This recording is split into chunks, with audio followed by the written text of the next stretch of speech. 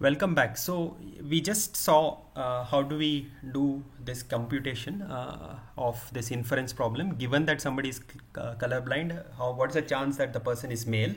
Now this idea of simulation that we discussed, we can use the same idea for this problem also. So let's do that. I have already pre-prepared the code for your benefit. So I will share all these things with you. So here is the code. So I have written down the problem here. But let's see. So what I'm going to do is basically see if you had to do this experiment in real life, what you would do is you will collect a bunch of people who are colorblind at random, and then you will see how many amongst them were male. That's the way we would have done it. So same idea is happening here. What I look at is a large population here. Okay, so that's my first step. I don't know whether they are male or female, but I will collect a large population of people. Okay, the probability that any person in this population is female is 0.5, and similarly we have these probabilities, right? 5% and 0.25%, the same way I have written. Now what I'm going to do is basically I'm going to look at each population member and note down whether that person is a man or a woman. So that is this first step. So this we have discussed before how this works. So this is a np.random.rand gives a number between 0 and 1. All right, and that represents the entire population. And if that number is less than 0.5, I'm saying that citizen gender is female. Female gender, I'm saying it's 1.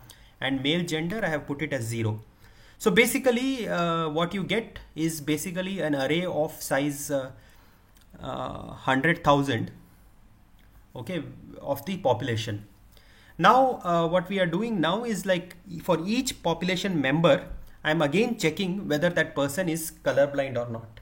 And the way to do that is loop through all the members, the genders of all the members, and if they are man, you again do a coin toss with the probability that is given and try to estimate, try to find out if that is a colorblind person or not. Okay, so that is this particular number here. So you can spend some time looking over this. Yeah, so basically when you do this, this is like for every citizen I'm trying to see if that person is colorblind. So if that person, by randomness, if that person is colorblind, so we are going through every citizen, and if that person is colorblind and also if that person is male, we increment a counter. Okay, so there is a total counter of all colorblind people. There is a counter of people who are males among them. Okay, now the ratio of this is basically the probability that we desired. So the ratio, if you see, is 0.9411. So that is what we expected. It's not exactly the same, but it's close to that. All right. So this is the way in which you can do the same experiment using programming. Okay. I know this is a new concept. It will take a while for you to understand. I will try to share some videos which might help you, but I think we have to make this leap sometime. All right. So you have to get comfortable with this. Everything that you learn will be based on Python in the future, so you need to get better with this.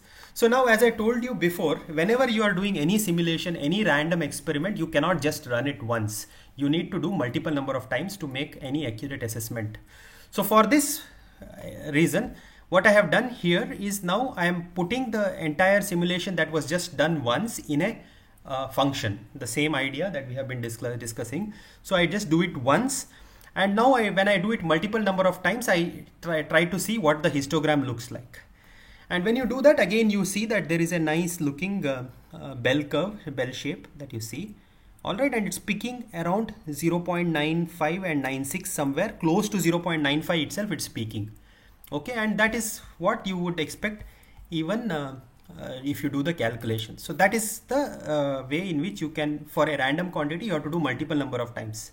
So that is the end of this part as well. So let me know if you have any questions, ask the TAs or myself, and we will get back to you.